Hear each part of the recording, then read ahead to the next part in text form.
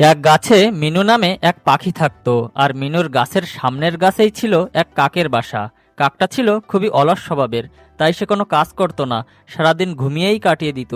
আর যখন ক্ষুধা লাগতো তখন জাত তার কাছ থেকে খাবার চেয়ে খেয়ে নিত। আর অন্যদিকে মিনু ছিল খুবই পরিশ্রমী, তার ডিম থেকে বাচ্চা ফোটার মতো হয়ে গেছিল। তাই মিনু তার বাচ্চাদের জন্য খাবার জোগাড় করে জমিয়ে রাখতো। একদিন মিনু ভাবলো, আরে, আমার বাসা তো অনেক ছোট আর দুর্বল, আর বর্ষাকালও তো প্রায় চলে এসেছে। আমি যদি বর্ষার আগে আমার ঘর মজবুত আর বড় না করি, তাহলে তো আমার ডিমগুলো নষ্ট হয়ে যাবে। মিনু খুবই পরিশ্রম করলো আর 1 মাসের ভিতর সে একটা মজবুত ঘর তৈরি করে ফেললো। আর বর্ষায় ভিজে যাওয়ার কোনো চিন্তাই আর তার রইলো না। এখন আমি মজবুত ঘর তৈরি করে ফেলেছি। এখন আমার ছানারা বর্ষার পানিতে আর ভিজবে না। আর অন্যদিকে এই অলস কাকের বর্ষা মৌসুমের জন্য কোনো প্রস্তুতিই ছিল না। সে তার বাসায় পুরো দিন ঘুমিয়েই কাটাতো। একদিন মিনু কাকের ওখানে আসলো আর বলল, কাক ভাই, তুমি এখনো বসে আছো? সব সময় তুমি আরাম করেই কাটিয়ে দাও। কিছু একটা কাজ তো করো। বর্ষার মৌসুম প্রায় চলে এসেছে। আমি তো আমার নতুন ঘর তৈরি করে ফেলেছি। তুমিও শক্ত ঘর তৈরি করে ফেলো বর্ষা আসার আগেই। আর তা না হলে তুমি কোথায় থাকবে? আরে মিনু, তুমি তোমার নতুন ঘর তৈরি করেছো আর আমাকে এসে হুকুম দিচ্ছ নতুন ঘর তৈরি করার জন্য? তোমার কথা মতো আমি কাজ করব নাকি? যখন বর্ষা আসবে তখন আমার ব্যবস্থা আমি করে নেব। তুমি এখন এখান থেকে যাও, আমার মাথা খারাপ করো না। কাকের এমন কথা শুনে মিনু উদাস হয়ে তার ঘরে চলে গেল। আমি তো কাকের ভালোর জন্যই বলেছি, আর ও কিনা উল্টো আমার উপরই রেগে গেল। এভাবে বেশ কিছুদিন কেটে গেল। মিনুর ডিম ফুটে 4টে ফুটফুটে ছানা হলো। আর এ কারণে মিনু তো খুবই খুশি। বর্ষাকাল তো চলে এসেছে, আমার ছানাও হয়েছে। এখন আর আমার কোনো চিন্তা নেই। একদিন খুব জোরে ঝড়ো হাওয়া বইতে লাগলো আর বৃষ্টিও শুরু হয়ে গেল। এখন মিনুর কষ্ট সার্থক হয়েছে, তার ঘরে কোনো পানি পড়ছে না। আর অন্যদিকে কাকের বাসা পানিতে ভিজে নিচে পড়ে গেল। আর কাকও বর্ষার পানিতে ভিজে গেল আর কাঁপতে লাগলো। আমার বাসা তো বৃষ্টির পানিতে ভিজে পুরো নষ্ট হয়ে গেছে। এখন আমি কি করব? আমার তো খুব ঠান্ডাও লাগছে। এখন আমি কোথায় যাব? এক কাজ করি, মিনুর ঘর তো খুব মজবুত, আমি কিছুদিনের জন্য ওর ওখানে গিয়েই থাকি।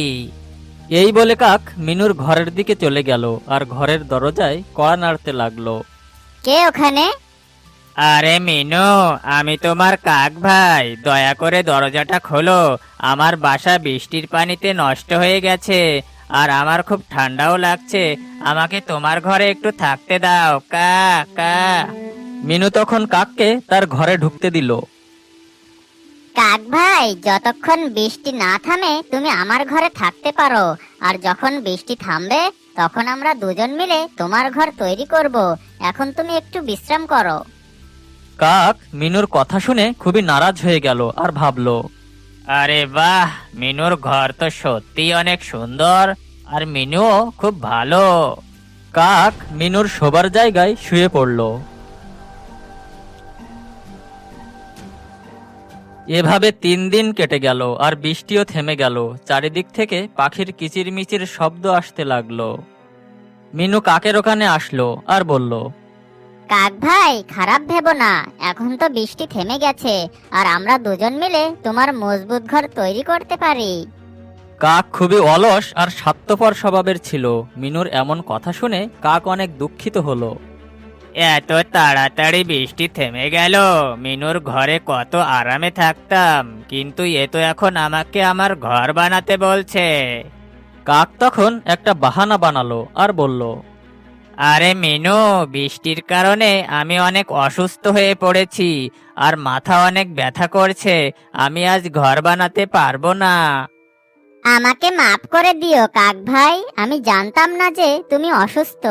যখন তুমি সুস্থ হয়ে যাবে তখন আমরা দুজন মিলে তোমার ঘর পুনরায় তৈরি করব। মিনু দেখছি খুবই বোকা, আমি একে খুব সহজেই আমার জালে ফাঁসিয়ে নিয়েছি। পরদিন পুনরায় মিনু কাকের ওখানে আসলো। কাক ভাই, আমি একটা জরুরি কাজে বাইরে যাচ্ছি। তুমি আমার ছানাদের একটু দেখে রেখো। তুমি একদমই ভেবো না মিনু, আমি তোমার ছানাদের খেয়াল খুব ভালোভাবেই রাখবো। কাকের কথা শুনে মিনু সেখান থেকে চলে গেল। আর কাক তখন আরামে ঘুমিয়ে পড়ল।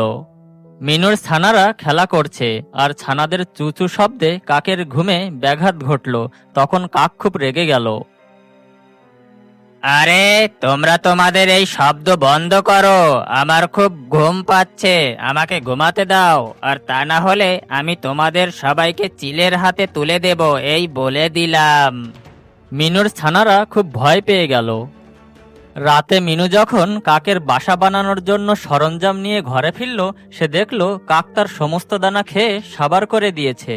তবুও মিনু কাককে কিছু বলল না, আর ক্ষুধা পেটেই ঘুমিয়ে পড়ল। পরদিন মিনু কাকের ঘর তৈরি করে দিল, আর কাককে এসে বলল, কাক ভাই, একটু আমার সাথে চলো, আমি তোমাকে কিছু দেখাতে চাই। মিনু তখন কাককে তার নতুন ঘরের ওখানে নিয়ে আসলো। কাক ভাই, আমি তোমার নতুন ঘর তৈরি করে দিয়েছি, এখন তুমি তোমার ঘরে আরামে থাকতে পারো। কাক মিনুর এই কথা শুনে রাগে ফায়ার হয়ে গেল, আর মনে মনে বলল, এই বেটা তো দেখছি খুবই চালাক, আমি এখন এখানে কিভাবে থাকবো? আমার তো মিনুর ঘরে আরামে থাকার অভ্যাস হয়ে গেছে। এদিকে মিনু সেখান থেকে চলে গেল। কাকের নিজের বাসায় একদমই আরাম মিলল না। তখন সে মিনুর ঘরের ওখানে গেল আর বলল, মিনু, আমার ঘরে না সাপ এসেছে, আর এজন্য আমি সেখান থেকে প্রাণ বাঁচিয়ে তোমার এখানে এসে পড়েছি। মিনু তখন কাকের কথাই বিশ্বাস করল না। এই কাকের আমার ঘরে থাকা আর কাজ না করে খাবার খাওয়ার অভ্যাস হয়ে গেছে। মিনু তখন কাককে উচিত শিক্ষা দেওয়ার কথা ভাবল। পরদিন কাক যখন মিনুর ওখানে থাকার জন্য মিথ্যা বাহানা করলো, তখন মিনু বলল, কাক ভাই, আমার ছানারা খুব অসুস্থ, আর ওরা ঘুমাচ্ছে, শোবার জায়গাও খালি নেই, তুমি অন্য কোথাও যাও, আমার ছানারা তোমার শব্দে বিরক্ত হয়ে যাবে। কাক মিনুর এমন কথা শুনে তার নিজের বাসায় চলে আসলো আর বলল, এই মিনুর কি হলো? ও আমাকে ওর ঘরে থাকতে বারণ কেন করলো? খুব ক্ষুধাও লেগেছে, আমি কোত্থেকে খাবার খাবো? কাকের খুব ক্ষুধা লেগেছিল, কিন্তু খাবার খুঁজে খেতে তার ভালো লাগতো না। পরদিন সকালে কাক পুনরায় মিনুর ঘরের ওখানে এলো, কিন্তু মিনু কোনো না কোনো বাহানা বানিয়ে কাককে সেখান থেকে বিদায় করত। এখন তো কাক খুবই পেরেশান হয়ে গেল, আর ক্ষুধার জ্বালায় অস্থির হয়ে গেল। অবশেষে কাক মেহনত করে খাবার খোঁজা শুরু করে দিল, আর পেট ভরে খেতে লাগলো। কাকের এই পরিবর্তন দেখে মিনু খুবই খুশি হলো। কাক পরিশ্রম করে মিনুর মতো একটা মজবুত ঘরও তৈরি করে ফেললো, আর তার জীবন আরামে কাটতে লাগলো।